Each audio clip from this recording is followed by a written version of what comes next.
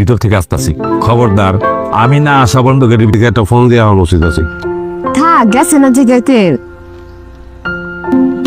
ইকবাল, এতদিন ধরে এই বাসায় তুই কাজ করিস, তুই জানিস না দুদিন পর আর যে বল তোর স্যার বিদেশে আছে, এখন দেখা করতে পারবে না। ম্যাডাম, লোকটা বলতেছে এটা নাকি স্যারের আপন বড় ভাই, সাথে তার বউ। ইসলাম, আমাকে তো রকিব বলেছিল ওর ভাইয়ের নাম শফিকুল ইসলাম, ওর ভাবিকে দিয়ে আসছে। এই তুই কি বলেছিস ওদেরকে? ভিতর আসতে বলিস নাই তো? আমি আসতেছি। এই তো, এবার তো একটা ভালো কাজ করেছিস। এই রেসি ওদেরকে রেধে বেড়ে আদর আপ্যায়ন করে খাওয়াবে, কিন্তু ওরা তো জানে না আমার ক্লাসের সঙ্গে ওই সব থার্ড ক্লাস লোকের যায় না। আর খবরদার, ওদেরকে কিন্তু বাড়িতে ঢুকতে ঠিক আছে, সবকিছুই ঠিক, কিন্তু নামের মধ্যে আকার ওকার একটু ঝামেলা হয় বলে ওদেরকে বিদায় করে দেয়। ম্যাডাম, হ্যাঁ গ্রামের সহজ সরল মানুষ কত কষ্টাই করে দেওয়াটাকে ঠিক হয়ে গেল। ঠিক আছে ম্যাডাম, ম্যাডাম আপনি নিশ্চিন্ত থাকেন, আমি দেখ। ছোট লোকের বাচ্চা, এটাই রেসি ভালো করে জানা আছে। আইসে আপনি তো খারাই থাকতে বলছেন, কিন্তু ঠিকানাও ঠিক আছে।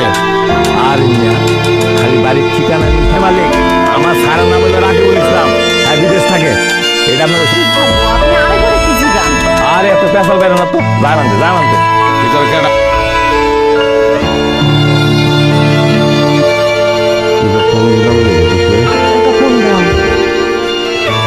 বন্ধ। আশা মিলে না, আশা মিলে তো নাম মিলে না। বেড়া উঠতে পড়লাম আজকে। আমগো গেরানি ভালো, সবাই সবারই চিনে, খালি নামটা কইলেই দেখা যায়। তাইলে না, খালি শফিকের বাড়ি কোনটা? বেশি গেলে মানুষ দেখা জীবন সর্দারের বাড়ি। আচ্ছা হয়েছে, এখন বাসা বাড়ি তো কুজন লাগবো। জিগাই ভাই, আসসালামু আলাইকুম। ওয়ালাইকুম আসসালাম।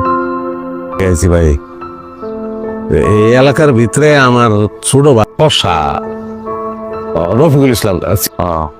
অনেকক্ষণ ধরে ঠিকানাটা খুঁজতাছি ভাই। শহরে তো নাম দেখারও খুঁজে পাবে না। বাসা আর এই যে পিয়ানো ভাই, রফিকুল ইসলাম চিনি তো আমি। ফর্সা, লম্বা ফর্সা ভাই। আমি চিনি এই বাসা। আপনি একটা বামের যে গল্লিটা, এই গলিতে একদম সোজা যাবেন, আবার হইলে রফিক ভাইয়ের বাসা। বুঝি ভাই, বুঝি। ওমা, কই যাও?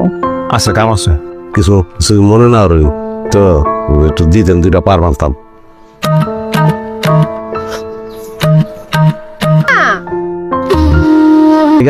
একটা দেশি মোরগ আর একটা দেশি মুরগি পাঠাইলাম, বিসমিল্লাহ কয়া জবাই দে।